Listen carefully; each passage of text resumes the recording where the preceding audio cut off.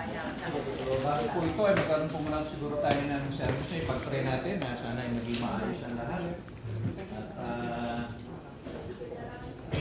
maganda ang panahon tomorrow na po para po sa huling natin ng buwan. Kakalong pa ni Diana ay maipaabot at i-dedicate natin sa Panginoon Diyos. Samahan niyo po kami sa ngayong gabi, no? Let us celebrate the life of Diana Navarro. At ating pong alalahan, reminisce natin yung mga magandang bagay. Ikaw mag-video na. Doon ka. Doon ka banda. Sige po, simula po tayo. Tawagin po natin sa Elder. Tayo po ay magandang gabi. Tayo po ay tumayo. Tayo manalangin. Yan ako. Okay Tayo tayo. sa ating Diyos. Tayo po sa mga ay. So, tayo'y manalangin. Aming Panginoong Diyos, Ikaw ang aming tahanan. Buhat sa aming simula, lumitaw ang aming angkan. Wala bang bundok, hindi mo dinadaan. Hindi mo pa nililikha itong buong daigdig. Ikaw noon ay Diyos na. Pagkat ikaw walang hanggan, yaong taong nilikha mo'y bumabalik sa ako. Sa lupa nagpabalik kapag ito'y iniutos mo. Aming Diyos na kapagpala, ikaw lamang ang may hawak ng aming buhay. Kaya pinagkakatiwala namin sa iyo. Ang bawat narito, alalahanin po namin parang araw, kami rin ay susunod. Nauna lang namin, O Diyos, ang aming inaanak. Yung pagpalain ang bawat narito sa pagkinig ng iyong mensahe, naway isipin namin parang araw, kami rin ay susunod. Pero kanya-kanya lamang takang panahon sapagkat kaming lahat ng narito, inikha mo, parang araw magpabalik ang aming lumang katawan sa lago. Kami ay magsusulit ang aming kaluluwa sa iyong tahanan. Magkagarin ay pumanaw. Pero sa bawat ayon lamang sa kaluwan mo, sapagkat sinabi mo nga ugad sa iyong salita. Dahil sa kagandaang loob ng Diyos ay naligtas kayo sa pamamagitan ng inyong pananampalataya. Ang kaligtasan ito'y kaloob ng Diyos, hindi mula sa inyong sarili. Hindi ito dahil sa inyong magawa, kaya walang dapat ipagmalaki ang sino. Pinupuri namin o lahat ang iyong dakilang pangalan. Ito po ang aming dalangin sa pangalan ni Jesus. Amen. Okay po, tumayo na po tayong lahat. Para po sa pag-awit na kayo. Sorry po, mag-awit na para kayo.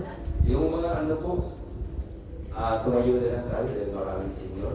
Ay, tumupo na lang po yung mga senior. Sorry po. Tawagin natin si Leo, kamulan po tayo sa Rowena. Tumayo na lang. Maliwali lang. Senior na talaga.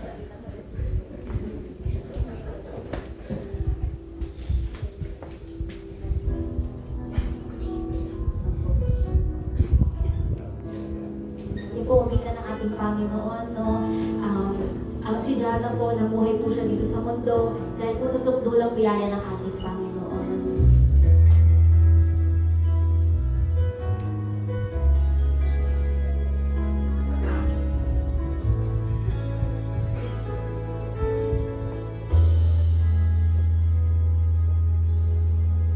Habang hindi karapatan, pagkukulang ang habag at wagas mong pagsinta. Habang wala kakayang masuklian ka ng mabuti sa lahat mong ginawa. Niyakap mo ako sa aking karumihan. Inibig mo ako nang di kaya tumbasan. O Diyos ng katalunan,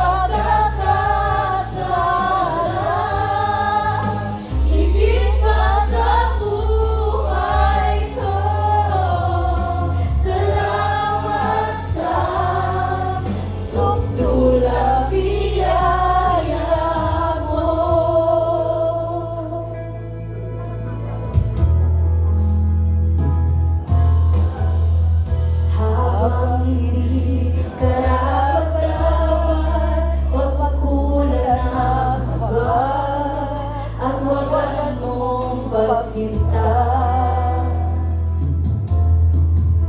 Habang walang kakayahan, masusulian ka ng mabuti sa lahat mo ginawa. Niyakap mo ako sa aking kalunan. Inibig mo ako nang di kayang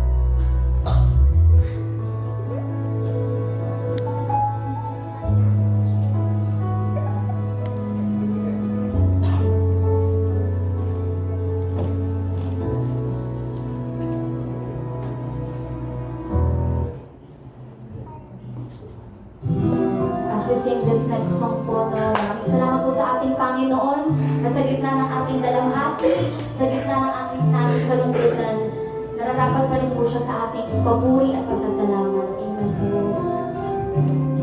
Maraming salamat po na si Jana. Ngayon ay nasa magandang lugar na, wala nang sakit, wala nang kahirapan, wala nang lungkot. Bawat sandali sa habang buhay ay mananatili, hindi mapapawi o may kukubli, maging sa dilim ng gabi. Sandigang matibay ang iyong pangako, lakas at pag-asa ng aking puso, hindi na mabilang magkakataon, patunay ng katapatan mo sa dalamhati at sa kabiguan, sa paluha ng puso na sugatan, sa pagsubok na iyong pinahihintulutan. Salamat, Panginoon.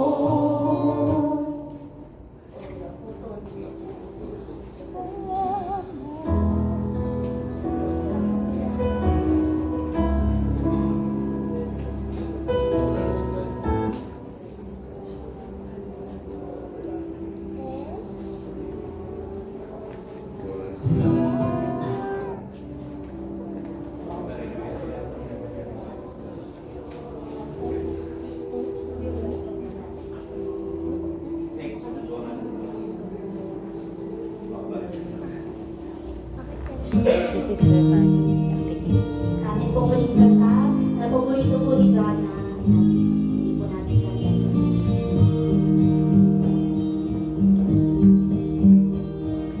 Nang ika'y di pa nakikilala, na Panginoon ang buhay ko, nadaramang lagi ay kalungkutan, kabiguan, hirap at lusa. Nang ako'y lumapit sa iyo, isinubo ang lahat sa buhay ko, ika'y tinanggap kong Panginoon at tagapagligtas ng buhay ko. Jesus, ito ang aking hangin, ito sa'yo'y aking ihahandog. Sa pag-ibig mong laging nadarama, dakila ka, O Diyos, purihin ka.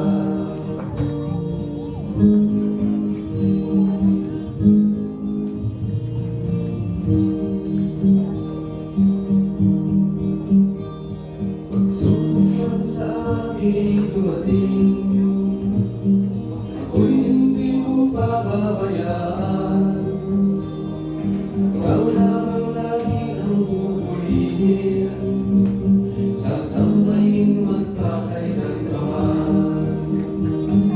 Jesus, ito ang aking gawin, ito sa'yo'y aking ihahandog. Sa pag-ibig mong laging nadarama, dakila ka, O Diyos, purihin ka. Jesus, ito ang aking gawin, ito sa'yo'y aking ihahandog. Sa pag-ibig mong laging nadarama, dakila ka, O Diyos, purihin ka. Dakila ka, O Diyos, purihin ka. Dakila ka, O Diyos, purihin ka.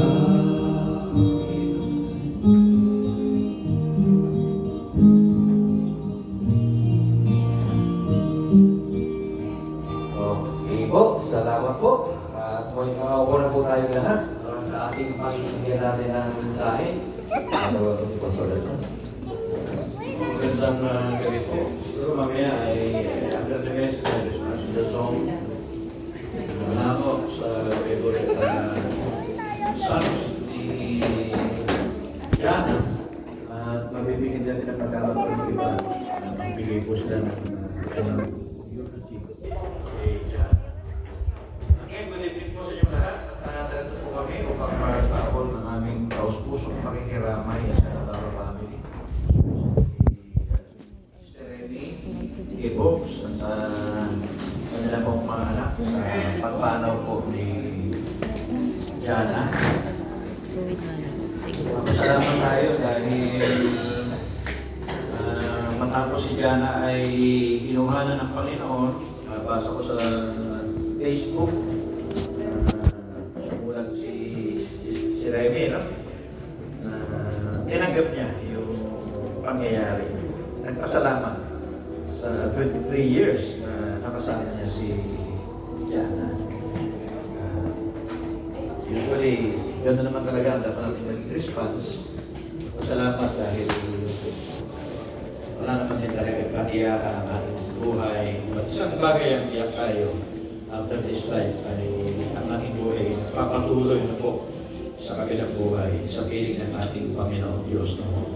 At sabi nga, ito wala ng pagtura, wala ng sakit, wala ng kamatayan, at makakasama natin ang Panginoon Diyos sa pagpasawalang hanggan. Kaya ang ating gagawin ay iba sa Diyos at i-celebrate natin yung buhay ni Jana. Mga magandang bagay na nangyari sa kanyang buhay. Si Jana ay sanggol pa lang, ay kasama na po namin at naging kaibigan ng aming mga anak, si Lia at si Mark, no? Pinalakhan nila, nagsama-sama sila. At nakita ko rin na sila ay naapektuhan, na nalungkot sa pagpanaw ng kanilang kaibigan, kapatid sa Panginoon na si Jana. Lahat naman po tayo, even ako, ay nanghinayang din. Pero yun talaga ang buhay, no? Salamat. 23 years na siya natin nakasama. Hindi lang talaga siya pinalad na bubuhay pa ng matagal dahil nga po sa kanyang karamdaman. Nagkaroon siya ng congenital na disease, sakit sa puso. At in the 23 years ay ibinigay ng Panginoon sa kanya. Marami rin akong mga na-experience, mga kakilala na the same situation with her. At ang iba hindi na talaga umabot ng at that age ko. 18, 15, 17. Ganun talaga. And that's life. And you need to accept. Ang sakit lang talaga ay physically natin siya makakasama. Pero yung magagandang bagay na iniwan niya ay patuloy po natin ito pinahahalagahan po. But anyway, darating din naman ang panahon na makikita natin siya. Gusto ko mag-share sa inyo ng Word of God. At na-share sa akin ni Sister Remy na ang favorite passage pala ni Jana ay Psalms 23, no? Awit 23. Psalms of King David. No? Gusto ko basahin sa Ingles, nasabi rito, the Psalm of David. The Lord is my shepherd, I shall not want. He makes me lie down in green pastures. He leads me beside still waters. He restores my soul. He leads me in paths of righteousness for His name's sake.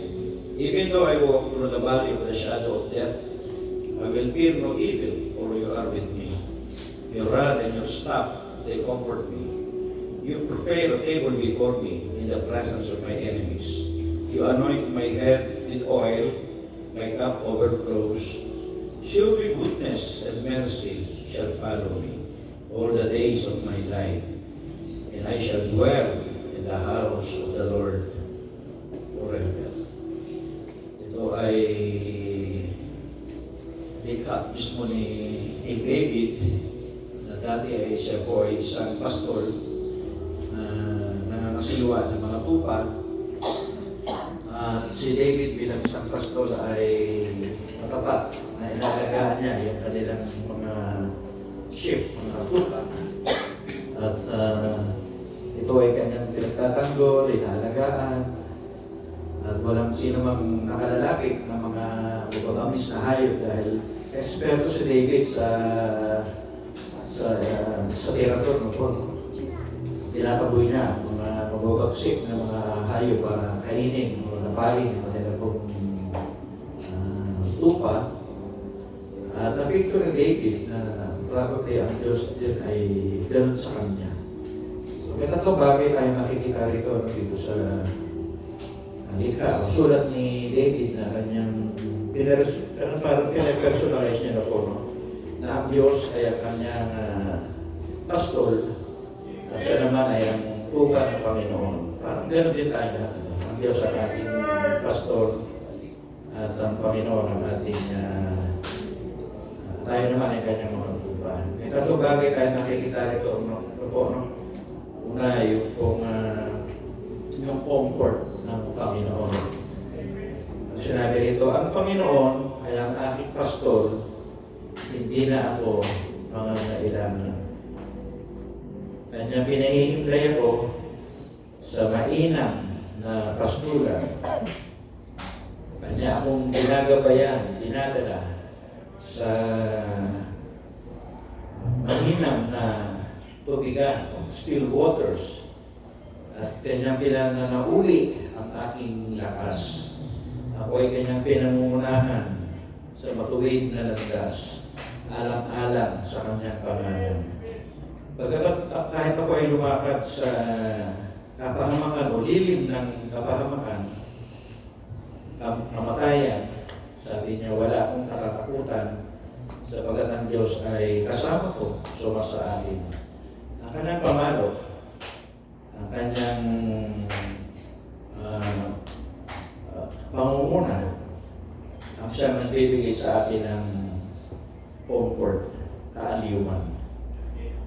So, sinabi ni Reme, no, pagka daw si Jana ay inaatake, no, na nahihirap ang huminga, ito daw yung kanyang laging binabanggit.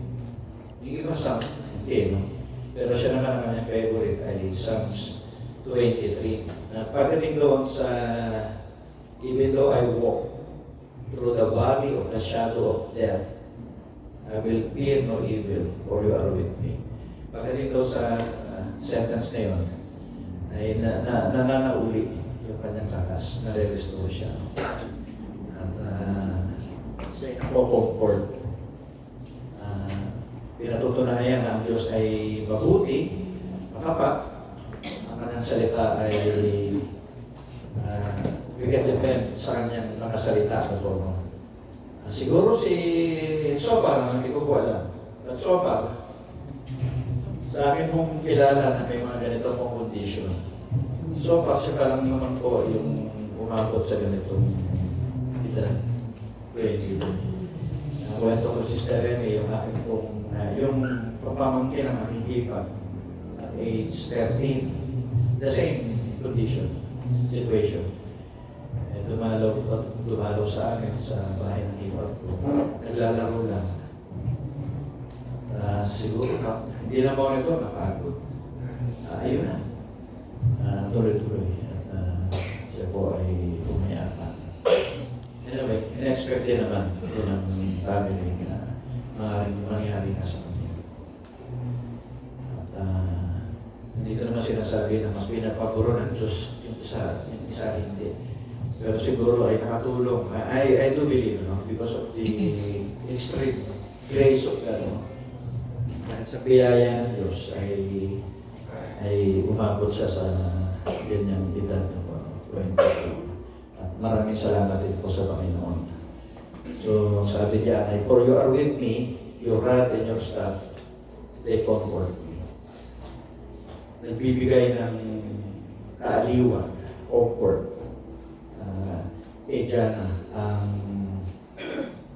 itong talatang ito, no? Why? Kasi naniniwala ako po. Minsan nakaka-approve ako si Jana na talagang ang Panginoon ay ang kanyang personal Savior. Ulad ni David, ginamit niya rito yung possessive pronoun ba ito? My shepherd. Ang Panginoon ang aking pastor.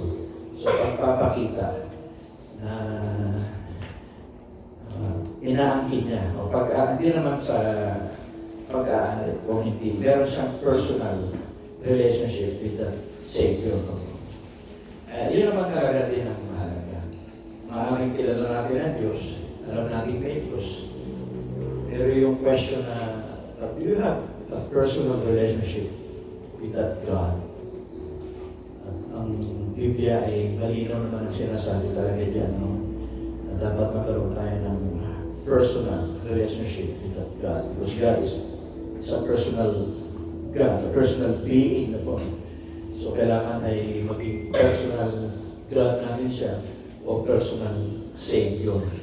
At si Jana, naniniwala ako, ay ang Diyos ni David, ang Diyos ng Bible, ang Diyos na lumikha ng langit at lupa, ang makapangyarihan Diyos, ang Diyos na nagsusustain, nagbibigay ng ating buhay, ang Diyos na dahilan kung bakit tayo naririto, ay kanyang God, kanyang personal Savior.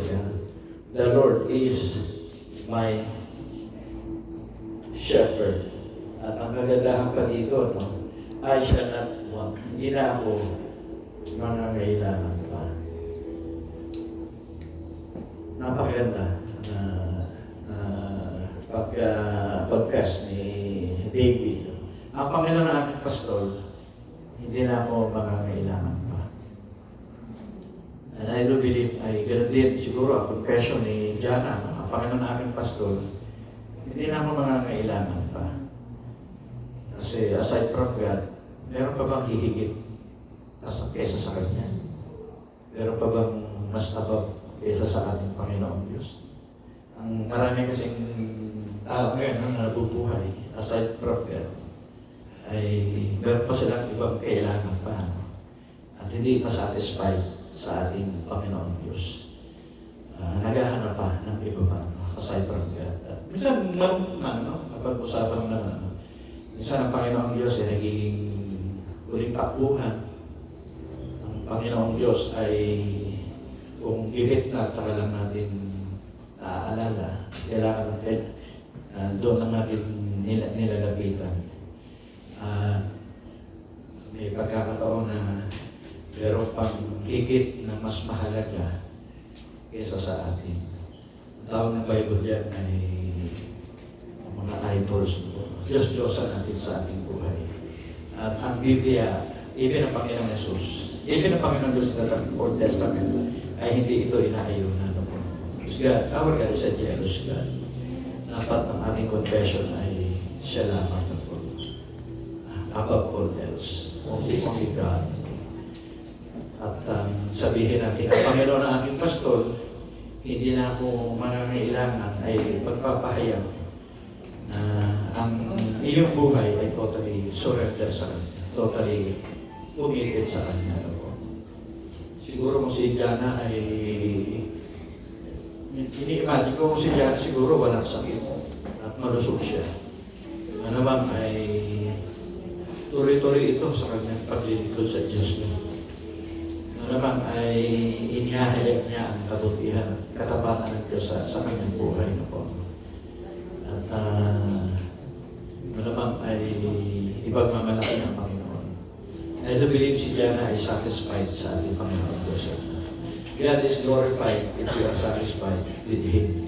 Kapag hindi tayo satisfied sa ating Panginoon Diyos, there is something na meron pang mas importante sa atin, isa sa Panginoon Diyos. Are you satisfied with God? Ay po ba ay satisfied sa ating Panginoong Heso Kristo? O meron pang iba pang nagbibigay ng satisfaction sa atin isa sa Diyos? So kung yan, yun po yung parang Bible na idolatry, Diyos-Diyosan. So dahil po doon ay sa pagsubok, sa mga suliranin, sa mga pinagdadaanan ni Diana, natutunan niya na ang Panginoong Diyos ang nagbibigay ng comfort sa kanya. So napakahalaga noon. Isipin mo sa kanyang sakit ay malinaw ang kanyang pag-iisip. Tinanggap niya yung kanyang sitwasyon, kanyang kalagayan. Bagamat masakit sa ating nakita ang ganong sitwasyon. Pero naiintindihan niya kasi na ang buhay ay hindi lang naman dito. Meron pang buhay sa kabila. Okay. Anyway, ano man ating kalagayan ng buhay nito ay ating iiwan din ako. Ang mananatili kung ano ang buhay, walang hanggan po. And I believe na nagbibigay ng comfort sa kanila. Meron akong mga kilala, pag may sakit, hindi na matanggap eh. At nadidepress, mga sayang, ano mga pinagdadaanan ng pagsubok ako. Pero ako, alam ko yun, kasi nga, narinig ko, nakausap ko din siya, nakakausap na aking mga anak na po. Parang pandaling kasing anak ko si Diana na po. At ayun ang maganda, no, na nagbibigay sa kanya ng kaaliwan ang kanyang personal na relasyon sa ating Panginoon Diyos. So mahalaga yan, kaaliwan sa panahon na may pagsubok, kaaliwan sa panahon na meron tayong problema, kaaliwan sa panahon na meron tayong karamdaman. Pangalawa, so natin makitari dito, yung guidance ng Panginoon. No? Sabi niya, He leads me beside still waters. He makes me lie down in green pastures. He restores my soul. He leads me in paths of righteousness for His name's sake. Even though I walk through the valley of the shadow of death, I will fear no evil, for you are with me. So mahalaga yun yung guidance ng Panginoon. No? At yun din, and I believe, no, kaya siguro ito kanyang paborito, ay nag-expect sa kanyang puso, no, ang salita ng Diyos. Bakit every time siya ina-atake, ito ang lagi niyang minimension. No? Memorize niya daw ito, no? Lalo niya pa ako, no? Ako hindi ko gano'n. Dati memorize ko na, the Lord is my shepherd, I shall not want. Leads me besides what. Si Diana ay memorize niya itong Psalms 23, a very popular, familiar na Psalms 23, the Lord is my shepherd. No? So, ang Panginoon ay naranasan niya na siyang naggagabay sa Kanya. So mahalaga yung guidance sa buhay. Dahil pag ang ating buhay ay walang guidance, ay minsan ay naliligaw tayo. At walang pinatutunguhan ang ating buhay. Pero magmula kay Diana ay pinanghawakan niya ang salita ng Diyos hanggang kanyang kamagayan, hanggang siya ay kinuha ng Panginoon. Hindi siya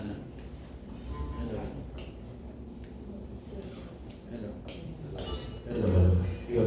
Hindi siya bumitaw sa salita ng Diyos. Tingnan mo rin dito yung pangatlo, no? Yung God's protection. No? Sabi rito,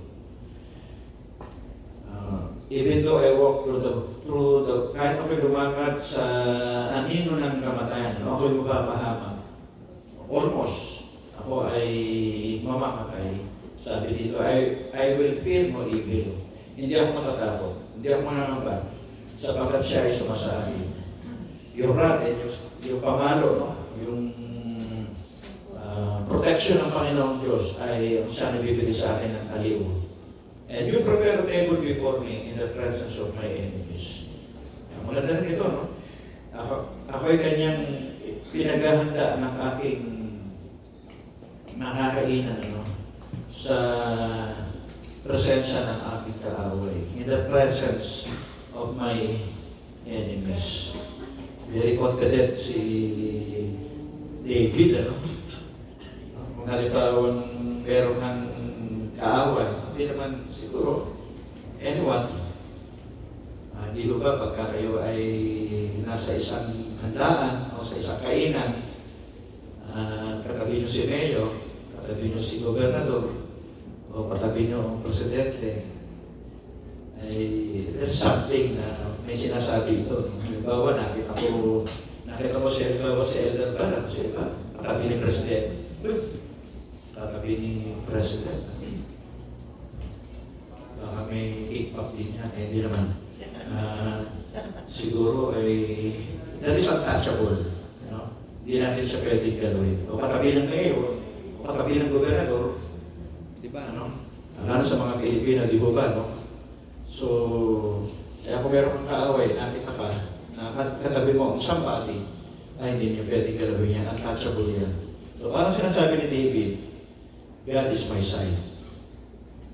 No one can touch me. So, inaway ninyo ako, ang Panginoon ang bahala sa inyo. No? You prepare a table before me in the presence of my enemies. Hindi kita aawayin, no? Hindi kita papagulan. Pero dapat ay maintindihan mo, unawaan mo that the Lord is with me. And I am with the Lord, ano? Dahil meron kaming relationship na nadalawan. But anyway, sabi naman kasi ng Bible, vengeance is mine. Sa akin ang paghihiganti. At sabi dito, you anoint my head with oil, my cup overflows. Because of God's comfort, because of God's guidance and God's protection. So naranasan niya yung biyaya ng Panginoon. Pero look at sa huli mo rin talata, surely goodness and mercy shall follow me. Ang kabutihan at ang habag ay sumusunod sa akin. Shall follow me all the days of my life.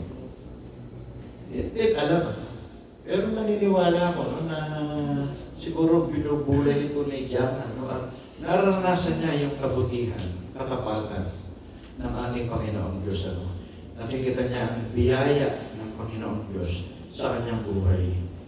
Surely, goodness and mercy shall follow me. Totoong ang kabutihan at ang kanyang awa o grace, ang kanyang biyaya ay sumusunod sa akin, sa all the days of my life, sa aming buong buhay.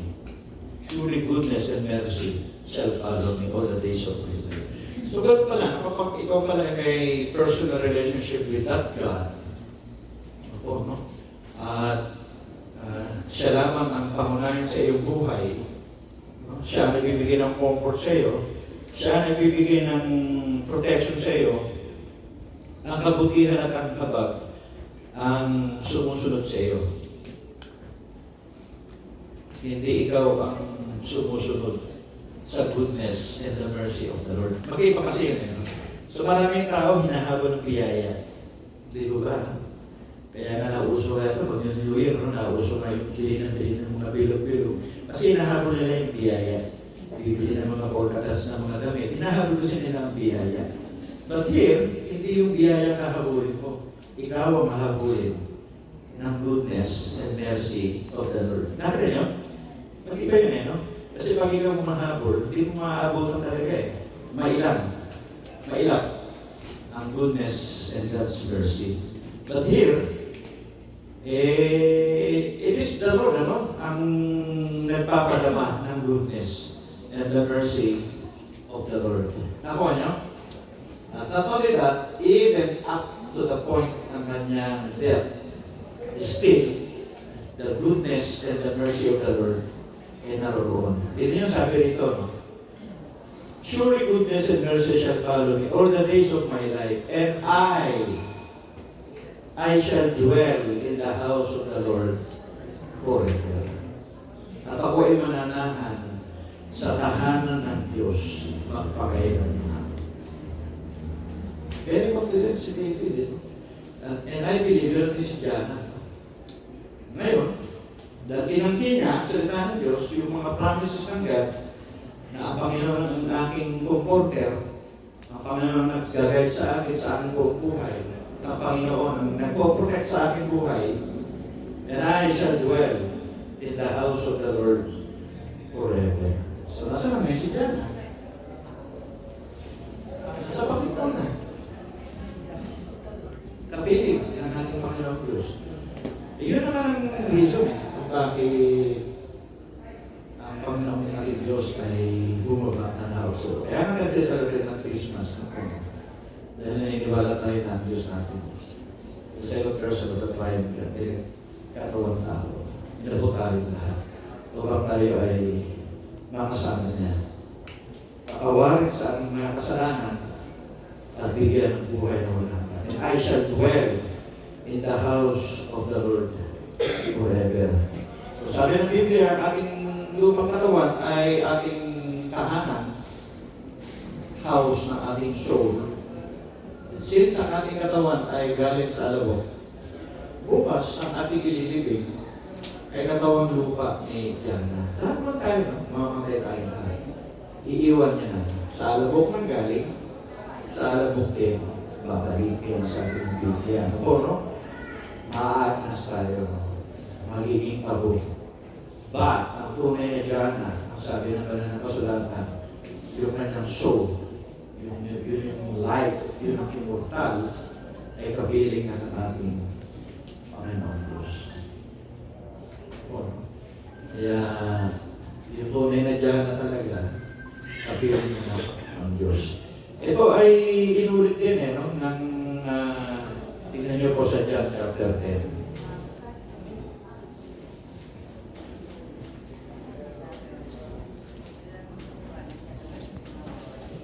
Tingnan niyo po sa John chapter 10, sabi ng Panginoong Jesus. Verse 27. Ang ganda ng pagkakasabi dito. Sabi doon, sa verse 27 ng John chapter 10, ito po ang sabi, my sheep hear my voice, and I know them, and they follow me. I give them eternal life, and they will never perish, and no one will snatch them out of my hand. And my Father who has given them to me has given them all, and no one is able to snatch them out of the Father's hand. I am the Father of one. Sinabi ni Jesus Christ, my sheep hear my voice. Dahil tinanggap niya ang Panginoong Jesus sa kanyang personal Lord and Savior, tatlong bagay ang may katotohanan. So tayo ay sheep ng Diyos. Ang sabi dito ay, my sheep hear my voice. Dahil sa yan ay pinakawakan ng Psalms 23, which is the living word of God, promise ng God, ay kilala niya yung tinig ng Diyos. Sabi, my sheep hear my voice. Ang aking tupa, pinakikinggan niya. Alam niya ang aking tinig. Pero talagang tayo ay tupa ng Diyos, pinakikinggan natin ang tinig ng Diyos. And the voice of God is here. The word of God. Kung ang salita ng Diyos ay pinakikinggan natin, inanamnam natin, pinaniniwalaan natin, pinapakinggan po ang salita ng Diyos. Pero kung salita ng Diyos ay hindi natin binibigyan halaga, you do not belong to the sheep of God. Ano naman yung ibig sabihin ng ako, no? And not only that, sabi, I know them. Kilala ko sila. Nakikinig sa akin na aking mga tupa. Kilala ko sila. I know them. No, si Diana ay kilala ng Diyos. Ano? Lahat naman tayo kilala ng Diyos. Pero iba kasi kung ikaw ay ang iyong buhay ay pinagkatiwala mo sa Panginoong Diyos. So I do believe sa kalagayan ni Diana, no? Ay ang kanyang buhay talaga ay inilaan niya na sa Diyos. Simbolo naman bang taong walang katiyakan ang iyong buhay, hindi mo pa ipagkakatiwala ang buhay mo sa kami ng Diyos, napakayabang mo na, no? At sa tingin mo, ikaw may hawak ng iyong buhay, no? Dapat naman talaga, malakas, may sakit, nabubuhay tayo. Dapat naman talaga, ina-acknowledge natin ang Diyos ang mayroon ng ating buhay. Kailanin natin sa kanyang kamay ang ating buhay. My sheep hear my voice, pinapakinggan niya ang tinig, I know them, and they follow me. At sumusunod sila sa akin. Followers of Jesus Christ. Hindi tayo sumusunod sa religion, but we follow the voice of Jesus Christ. We follow the teachings of the Lord Jesus Christ. We follow the persons, the Lord Jesus Christ. At hindi niyo po sabi sa verse 28, ano ang pinuntargo ni Jesus Christ? I give them eternal life. I give them eternal life. I was thinking, what is life without eternal life? Ano ba ang buhay kung walang eternal life? Kung walang buhay na walang hanggan? What do you think? What is life without eternal life? Naisip niyo? Diba? Kung walang buhay na walang hanggan, ano ba ang buhay? Ano ang naghihintay sa atin? Ano yung inaasahan natin? Ano ang nasa likod? Ano ang pag-asa sa likod ng limingan? Sa likod ng kamatayan? Kung walang buhay na walang hanggan, wala tayong hope. Wala tayong pag-asa. Kung ang ating buhay tulad lamang ng mga manok, tulad lamang ng mga baboy o kambing na pagkinatay, tapos na yan na ang iyong buhay. At walang naghihintay sa atin na eternity, sa palagay ko ay walang kwenta ang buhay na po. Tignan niyo po, isipin niyo. Papalag tayo, pinanganak kayo ng malusog, pinanganak tayong buo, pinanganak tayong hindi tayo naghihiram. Pero paano si Jack? That is unfair. Unfair ang buhay. Kung tayo, okay tayo, wala tayong problema sa puso. No? Okay tayo, kompleto tayo. How about others? Like for example, si John, na nag-suffer. Ito, bata pa lang, nagsasuffer na eh. Di ba? Pinahihirapan ng sakit. Nag-aral, pero hindi na nakatapos. Dahil yung karamdaman niya naging reason kung bakit tumigil siya. Nahihirapan siya. Pero kung walang eternal life, walang patutunguhan ng buhay, masasabi ko life is unfair. Hindi parehas ang buhay. Masasabi natin ang Diyos may ginigilingan, may favoritism. Pwede natin sabihin, bakit pa ako? Pwede sisihin niya ang buhay niya eh. Bakit pa ako sinilang? Bakit pa ako pinanganak? Kompleto lang naman ang buhay ko. Di ba? Pero magandahan kay Diana, pinangawakan niya yung pag-asa, the Word of God, na alam niya na ang kanyang buhay ay hindi nagtatapos dito lamang sa buhay na ito. There is eternity, there is eternal life na nag-aantay sa kanya. Diba, no? At ngayon, doon sa kabilang buhay, sabi ng Biblia, wala nang pagluha, wala nang sakit, wala nang anumang mga naramdaman niya. Sabi nga ng Sister Remy, kasi nga, ang bata ito, medyo osteoporosis no? Pero nang siya pala ay inunat, 5'7" pa. Ang ganda. Usually, ang normal na height ng mga babae, 5'5", 5'4". Ito, 5'7", pang Miss Universe. Di ba? Tignan naman yung kanyang beauty, pwedeng artista sa Orient telenovela. Di ba? Pero, ganun talaga ang buhay. Pero kagandahan dito, no? Hindi ko narinig si Jana na nagreklamo niya. Hindi ko siya narinig na sinisi niya ang Diyos. Sinisi niya ang iba. Hindi ko narinig na... Kasi nagkakausap din naman kami dyan eh. Kasi siyempre, viewers din ako, Jana, kumusta ka? Hindi niya sinabi kay Rowena niya, Pastor, bakit ganito ang buhay? Bakit ako pa? Bakit gano'n? Kung hindi naman ang sinasabi na we still believe in the Lord Jesus Christ. He's still my Savior. He's still my God. So, umasa siya talaga sa gift ng Panginoon Jesus Christ. At ngayon, kapilig na siya ng ating Panginoon Diyos. At darating panahon, magkikita-kita rin naman tayo. At this time, hindi na tayo magkaka-iwalay pa. Pero kung gusto nyo siyang makita, iyahin yung kanyang ginawa. You need to decide right now, or by yourself, that you need to accept the Lord Jesus Christ in your life as your own personal Lord and Savior. Make Jesus Christ your own shepherd. The Lord is my shepherd. Ako, hindi ka makakapunta sa langit dahil meron religion. I'm sorry, no? Hindi ka makakapunta sa langit dahil meron mabubuting gawa. I'm sorry, no? Hindi ka makakapunta sa langit dahil mabuting ang tao, no? I'm sorry, no? Makakapunta ka ng langit dahil sa ginawa ng Panginoong Jesus doon sa krus ng Kalbaryo.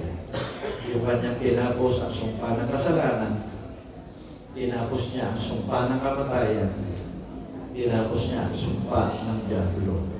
At nung siya namatay, dinala niya ang ating sala. Dinala niya ang pagpapatawad para sa atin, o tayo pagbalik sa ating Diyos Ama. Kaya ang kalikasan natin, accomplish Jesus Christ sa Kalbaryo, ay tinapos niya. At sa pamamagitan niya, ay winewelcome tayo para sa buhay na walang hanggan. Naroon ang ating pag-asa kay Jesus, sa ginawa ni Jesus Christ, para po sa ating lahat. Naintindihan niyo po ba yun? Kaya sinugo si Jesus Christ, for God so loved the world that He gave His only begotten Son, that whosoever believe in Him should not perish, but have an everlasting life. Kaya kung may Pasko, ito po, no? Yung season, because of Jesus Christ, but the reason behind that ay yung kanyang pagtubo sa atin. Jesus Christ, the season, the reason is about His death and resurrection. So doon po tayo dapat mangahawak sa ating pag-asa. At dating panahon, una lang naman daw yan, ito po, no? Lahat po tayo ay lilipas. Pero isipin mo mabuti, ang naghihintay sa iyo yung gift ng Panginoong Jesus. Sinabi ni Jesus, "My sheep hear my voice, I know them and they follow me, and I give them eternal life, and they will never perish, and no one will snatch them out of my hand." Imagine mo, forever and ever and ever, for all eternity, everlasting life, hindi na magtatapos ang iyong buhay. Napili ng ating Panginoong Diyos. Ay isang araw, magkaroon tayo ng grand reunion po, no? At magkikita tayo. Kaya Sister Remy, panagdadang naman ang mga kaluputan, mga kapatid no po, no? Pero dating kong panahon, magsasama-sama din tayong lahat. Kasama ng ating Panginoong Jesus. Dapat yun po yung ating pinangahawakan. Doon na kasi yung ating pong pag-iisip. Hindi sa lupa na ito. Dahil ang lupa na ito, iiwan natin ito. At ang tanging pinakamahalaga ay ang ating buhay doon sa kabila. Nagkakaintindihan po ba tayo, no? Sabi ng Bible, set your minds on things above, not on earthly things. Ito po, no? Mas nasain nyo ang buhay na walang hanggan kesa buhay na pansamantala lamang. At makakamtan nyo yan sa pamamagitan ng ating Panginoong Yeso Cristo. So, sa ngayon, magpapanggap tayo dyan, ha? Bitagyan po, no? Darating panahon, magkikita-kita tayo. Ereho, lahat po meron po ngayong gabi, no? Ay magsasama-sama tayo doon sa karya ng Diyos, no? Sa langit, na wala nang pagluha, wala nang sakit, wala nang problema, wala nang kalungkutan, kundi kasiyahan, buhay na walang hanggan, kapiling ng ating Panginoong Jesus. Ilagat ninyo ang inyong buong tiwala sa Panginoong Jesus hanggat may buhay pa tayo, hanggat may pagkakataon pa. Kaya kung nandito tayo nakita natin ang kamatayan, ipinakikita lamang ng ating buhay ay may hangganan. At ang higit nating pahahalagahan ay ang walang hanggan. Before it's too late, kapag hindi nyo hawak ang ating buhay, lumapit tayo sa ating Panginoong Diyos na nagpapakumbaba, humingi ng tawad sa ating mga kasalanan. Sumunod sa ating Panginoong Yeso Cristo. Kilala ko, my sheep listen to my voice, I know them, and they follow me. And I give them eternal life. So, sana po ay gulay-gulayin natin. Dito po ako nagtatapos at bibigyan mo natin ang pagkakataon ng iba na magbibigay po ng eulogy kay tayo po sundaling mo po, tayo po manalamin. Lord, nagpapasalamat kami sa buhay ni Jana na ibinigay niyo po sa kanya. Salamat dahil alam namin na bagamat nag-struggle siya, pero hindi po siya bumitaw sa mga pangako mo ng iyong salita. Salamat na nagbibigay niya sa amin ng comfort na kanyang favorite passage sa Bible ay from Psalms 23. Nakinikilala ka na ikaw ay ang kanyang pastol at hindi na siya mga kailangan pa. At alam ko po, Panginoon, sana hindi sa iyo pangako, and I shall dwell in the house of the Lord forever. Siya po ngayon ay kapiling na ninyo. At dahil dyan, Lord, tulungan mo po ang kanyang mga mahal sa buhay. Bawat sa amin, na darating din ang panahon, darating kami sa ganitong kalagayan, at habang kami may lakas, may hininga, at may pagkakataon pa, tulungan mo kaming makinig sa iyong salita. To hear your voice. At Lord, nais namin makilala ka at kilalanin mo rin kami. At tulungan mo kaming sumunod sa iyo. At maraming salamat sa buhay na walang yan na iyong kaloob. Dahil sa buhay na ito, meron po kaming pag-asa, meron po kaming inaasahan. Lord, patuloy niyo po kaming gabayan. Ito po ang aming dalangin sa pangalan ni Jesus. Amen. Magandang gabi po sa inyong lahat. At sino gusto po salita? Eulogy?